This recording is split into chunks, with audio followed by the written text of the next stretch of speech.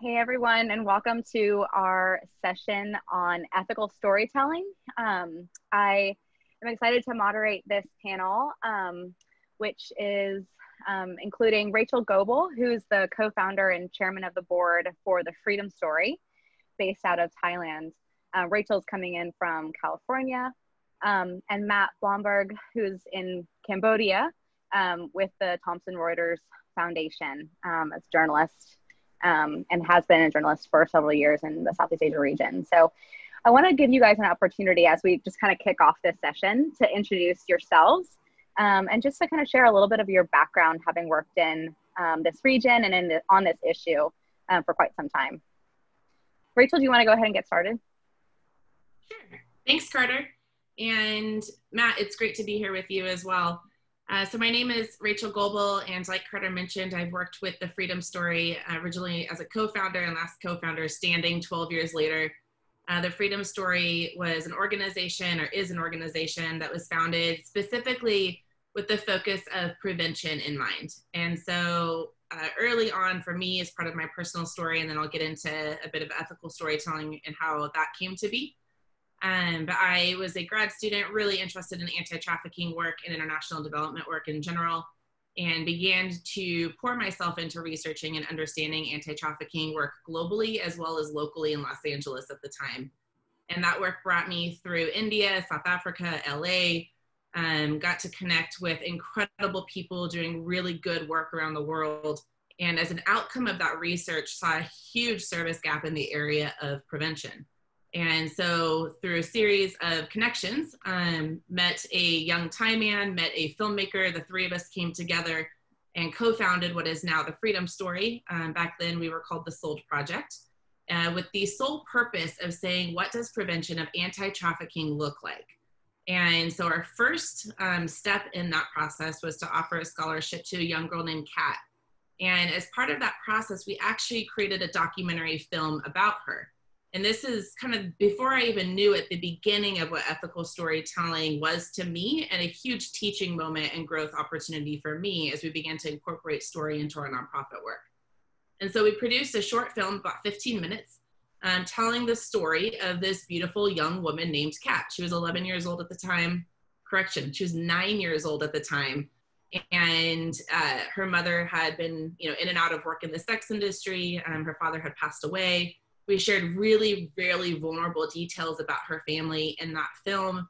And that film went on to inspire thousands of people around the US. We actually toured with it to 27 different cities in America to get involved with anti-trafficking, but specifically with prevention. And through the story of Kat and the hope of Kat and the brilliance of Kat, we really showed this is what prevention could look like.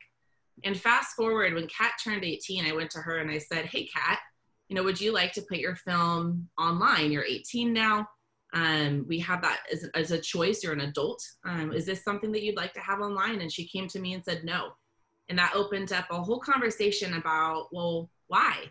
And she shared with me that she didn't want to be remembered in that way, that she wanted to be known and remembered for who she is today, and didn't want people to feel bad for her or to feel pity for her, but instead wanted it to be known as the woman that she had become, which when she turned 18 was an entering college student to study English. Her dream at the time was to become an English teacher. Today, she's now 22 years old and just about to finish her undergraduate with English, and is going into her first year of teaching in the schools. And so all of that to say, when Kat came to me and said, no, she didn't want her story online, I had already at that point been wrestling with what is the stewardship, what is the, how do we take care of story, and how do we tell story through the nonprofit sector, because we have to tell story in the nonprofit sector. That's how we raise funds, that's how we create awareness. But what is the diligence that we must look at in the telling of these stories? And whose stories are they? Which stories should be told? And I'd already been wrestling with some of these questions. And so when Kat came to me and said that no, she didn't want it online, it kind of opened up a flood for me, for some of my colleagues around, we need to dig deeper into this. And what does that look like? And so that kind of coupled with the narratives that I had seen, especially in the anti-trafficking space, coming out that were sensationalized, that were telling really traumatic stories of individuals without trauma-informed people present. Journalists that were sensationalizing numbers and stories and only telling kind of that top 1%, and not really inviting people into the nuance, into the root issues of what might happen in the anti-trafficking space. All of that together, I started to realize that as a nonprofit sector, we had actually done a disservice not only to the mission of the organization, but to our donors and to an audience. And that by telling those only sensational stories, we had therefore cut off an invitation to invite people in to actually learn about what those daily challenges were that we would face, what the human aspects are to the people that we work with. And so all of that to say, ethical storytelling was born out of this idea that nonprofits want to do good in the world. That's why they exist in the first place. However, there weren't these baseline standards of how to tell story in the nonprofit space. And Matt, I'm really looking forward to you touching on this more, but journalists have standards or expectations to be set. The nonprofit sector doesn't have that. The nonprofit sector does have our perhaps child protection policies or local government laws to be paid attention to. For example, Thailand, putting a child's face next to a derogatory term, that would not be acceptable under Thai law. And so looking at what local laws are may impact the stories that you tell, but there's not a general nonprofit set of code of conduct or standards in the same way that there is for perhaps how we handle our finances or how we govern our board. And yet marketing is so at the core of what we do in the nonprofit space. And so our hope with ethical storytelling as a platform, as a movement, as a people, and as a think tank is really to wrestle with some of these questions of power dynamics, of storytelling, of mission, and to say, hey, let's come together and imagine a new way to lift one another up, to lift up our missions, and to make sure that the heart of that is dignified storytelling. Thanks, Rachel. That's really excellent. I guess it's also worth noting that you're a co-curator for the ethical storytelling platform, which I'm sure you'll get into a little bit later as well. Matt, I'd love to jump to you, and Rachel's already kind of touched on a little bit of sort of the lack of standards in the nonprofit space. Love to hear more about your work, especially as a journalist in the anti-trafficking space with the Thomson Reuters Foundation. So love to just toss it to you. Sure, thanks, Carter. So I work for Thomson Reuters Foundation, and I guess most people would be familiar with Thomson Reuters News, which is, kind of one of the card-carrying wire services and one of the most respected kind of news sources in the world, which I guess the number of those is decreasing all the time. And the foundation exists separately to Thomson Reuters News, but we do abide by all the same journalistic standards, and those are the highest standards in the game. I mean, they're all pretty obvious. We everything we write is factual. Everything is checked. Everything goes through a series of editors to make sure that it is checked and double checked. Obviously, there's no plagiarism. There's no paying people for stories. There's no being paid for stories. And those standards ostensibly exist for the entire industry, but I mean, it would be pretty hard for me to make an argument that they are followed across the industry. But I mean, our brand, the Reuters brand, and the Thomson Reuters Foundation brand is such that we must adhere to those standards if we have the trust of the people as it stands, and if we were to mess with that, then we destroy the brand, and that's why we're held to a very high standard. We have to live up to that brand every single day. And just to explain a little bit about the foundation, we do 4 different things. The first one is something that some of you guys in NGOs might be interested in. It's a program where we bring together lawyers, young lawyers who are starting out, and they all have to do pro bono work in order to get their experience up before they begin practicing. And we run a program where we connect NGOs, small grassroots NGOs, with lawyers, and they will do legal work for these NGOs free of charge. So that's something that I can, if any NGOs are interested in that, I can help to connect with the right people. We also train journalists in developing countries. So we train reporters all around the world in places of crisis and particularly developing countries to live up to these standards, because in a lot of these countries, Cambodia is a very good example. There is no journalism school, and any journalism that is being taught is often being taught through universities by people who are sympathetic with or tied to the ruling powers, which would be the case here. The third thing we do is a trust conference every year, which I'm sure some of you guys have been to, where a lot of stakeholders in the game come to London and everyone gets together and shares ideas and solutions, and people with big wallets come and share money as well to programs that impress them. And then the fourth part of what we do is the editorial side, which is what I'm a part of. And we're doing journalism about Reuters News, the classic Reuters News. They write about politics and business. And then we, the Reuters Foundation, we write stories about the people who are affected by political and business decisions and happenings. All of our stories are people focused.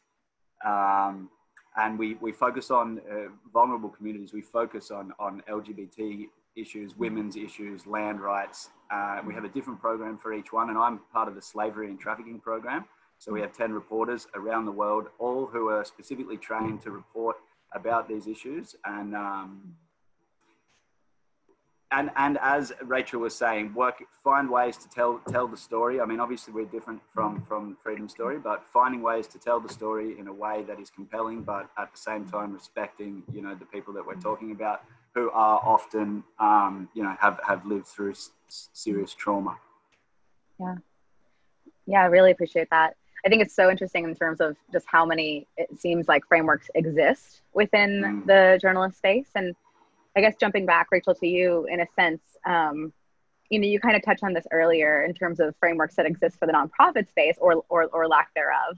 I guess I would kind of toss the ball to you to touch on what tools or resources do exist to ensure that best practice standards are upheld, and then even can potentially touch on this concept of consent as kind of in connection with the frameworks that exist for standards in the nonprofit space, especially when working with children and vulnerable adults.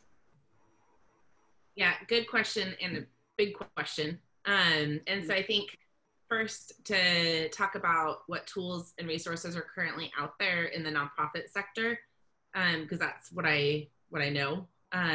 There's not a lot, but there is some. And so obviously there's the Ethical Storytelling website, which is full of resources, and we link in other resources from other platforms. And so the Freedom Collaborative website, for example, has really helpful content from different research projects that maybe have come out of CHOP-DI or different organizations that really dig into consent of image use, media distribution, and things like that. So there are resources that are out there in the nonprofit sector, but as we talked about, none of them are standardized. And in terms of consent, this, I think, is such a big conversation, and the simple version, obviously, would typically look like maybe you want to tell the story of a young woman, or let's actually say an adult. So you want to tell the story of an 18-year-old woman who was formerly trafficked, and you might go to her and you say, we'd love to share your story on this format. And so maybe it's a film. And part of that process would hopefully be that you would also get a signed consent form. If you're working with a child, there would be a section for the child's guardian or parent to also sign as the guardian or parent for that minor. Now that's consent as we know it. And that's kind of the base minimum legal, this is what consent is. One of the thoughts that we've talked about and are wrestling with in the ethical storytelling space is, what is deep consent? And that term deep consent comes from a friend of mine named Michael Cass. I won't take credit for it. It's absolutely brilliant. He talks a lot about what is deep consent. And so we've taken that as an organization and began to run with it. And one of the main things I think about when it comes to consent in the context of a nonprofit organization are the giant power dynamics that are there. And so if you're working with a child or an adult and you're asking to tell their story, you're coming to them as an organization that is giving them services and benefits, perhaps supporting their family. They might be receiving a scholarship from you. And so you're asking then for them to share a piece of their story. And I would imagine, and I have seen, that people feel indebted and want to participate in that because you have done and helped in such a meaningful way, or they may be scared that perhaps you might retract services if they don't say yes to their story being told. And so really thinking through what are those power dynamics that already exist in the context of what that consent ask may be. And so in terms of kind of the process of consent, some best practices that we have found have been to, one, involve as many local staff, people that know the child, people that love the child, people that feel protective of the child that are not connected to the organization, and talk to them about what might be the pros and the cons of telling this child's story. Are we putting them in any further danger if we choose to tell the story? Would this being online 10 years from now in any way have a negative consequence in their life? And so getting more of a community perspective before you even decide whether or not that is the story that you want to tell. And I know that we're kind of backtracking far away from what consent is here, but I do think that that's where it begins. And then in the process of consent, taking the time to really explain where is it going to be used. In some cases, it might be what is the internet? What is YouTube? What is a blog? What is Thomson Reuters? And so really taking the time to explain, this is where the story will be going. This is how it's used. These are the people that might see it. And then in that consent process, asking, do you want this taken down a year from now? Do you want it taken down 2 years from now? And incorporating a sunset policy is what we call it into that consent form. So that, you know, for example, with Kat, you know, she was 9 years old when we created her first documentary. We didn't have at that time a sunset policy on her consent form. I obviously incorporated it through our friendship by saying, do you want this online? And she said no. But that would be an example of a sunset policy, is really incorporating that into not only the specific story, but also as an organizational best practice. I love that. And I love too, just the fact that Kat felt like she could say no to you. Like there just must have been so much trust, right? And so I think trust is probably a huge part too, in terms of that kind of, consent piece. I want to jump a little bit to a sort of separate or slightly different track, jumping back to you, Matt, and kind of look at the intersection between journalism and the nonprofit space. And I think there are, you know, examples of, I think, risks of ethics being dropped for the sake of the story, right? And you touched on it, this kind of like idea of sensationalism. And I think of one example that probably a lot of us know, Somali Mom, right, is a kind of classic example. Cambodian sort of alleged human trafficking survivor, or self-proclaimed human trafficking survivor, who founded her own organization and kind of was really attractive to the sort of journalist community several years ago. You know, the New York Times, Nicholas Kristof kind of really lauded her out in her organization. Turns out there were some really big holes in her story that were not initially kind of identified, right? And so I'd love to kind of hear from you in terms of, as someone who's doing this work, how do you avoid these pitfalls and yet still tell a compelling story, right? We all know, like, these stories are so important, they do need to be shared. So how do you navigate the ethics and facts in journalism in order to avoid that sensationalism or untruth?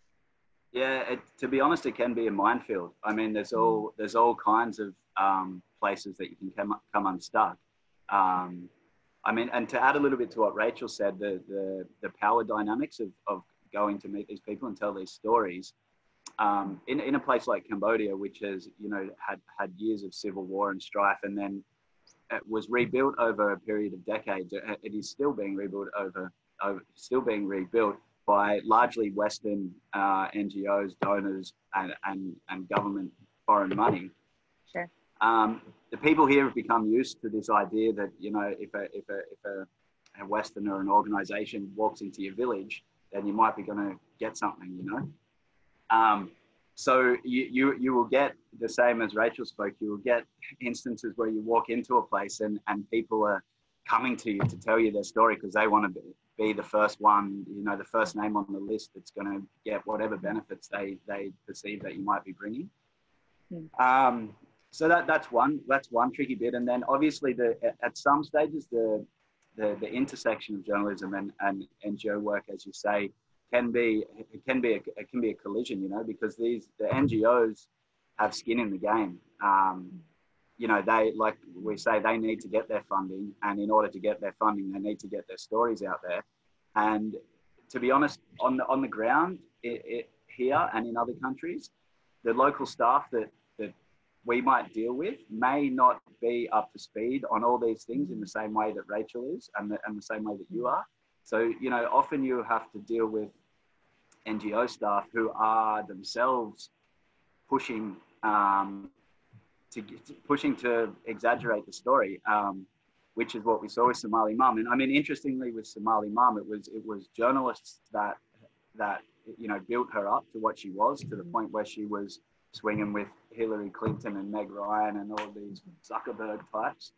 But then it was journalism again that brought her unstuck when someone went back and actually fact-checked every little thing that she said. And it's a good example of how tiring the job can be. I mean, it's a big job to check and have to go and look at, I mean, to expose Somali Mum, the reporter had to go back to find out where she grew up, go back there, find aunties and uncles and village chiefs and all the people who'd been around her. So I guess, yeah, Nicholas Kristof got taken for a ride, and you can see why. I mean, he's American, right? So he's flown out to Cambodia to do this story, and it's just jumped out at him, and he's just gone, bang, this is a really good one. I've got to, it's great. It's money time for him. I mean, I guess it's time in the field and becoming aware to how the people that you're working with act and react differently to things. I mean, I even will go out in the field sometimes and be there to interview someone, and I will say to, you know, whoever I'm working with or in my own head, I think this person is bullshitting. I don't think this is true. And most of the time, the one that's bullshitting is telling you the story that's going to sell the best, right? Obviously. But at the same time, I mean, our job is to find a story that's good and to be able to tell it in a compelling way, which I guess is why we have this job. We have to be able to work that out.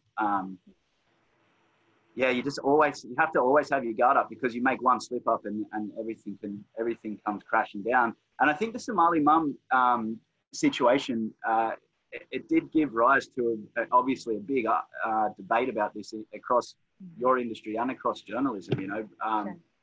She coached children to say that horrible things had happened to them at the hands of pimps and men who were paying to be with them.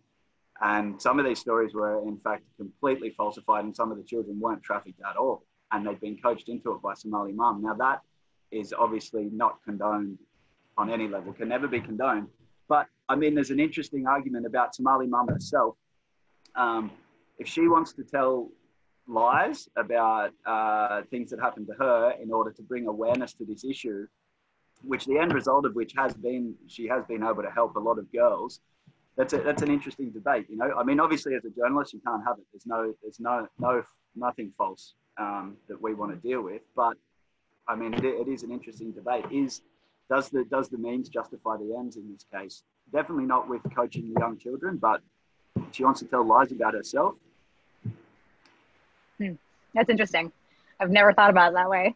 I think the first thing that comes to my head is like the international development principle of do no harm, right? And you know, who's being harmed, or I guess, yeah, that's a certainly an interesting question. I appreciate that. I think just to wrap up, Rachel, I want to jump back to you in terms of potentially some kind of practical advice around the process of nonprofit storytelling. You know, could you talk a little bit about an example of like the pre, during, and post phases of working with clients and what that looks like for Freedom Story. Yeah, absolutely. So I think, first to start in that process would be good to talk about what the story arc often looks like for a nonprofit organization. We've all seen it and we've all done it. And a lot of times the story arc will go like this. Carter is hurting and in a bad situation. And Carter meets the Freedom Story. And now Carter is better.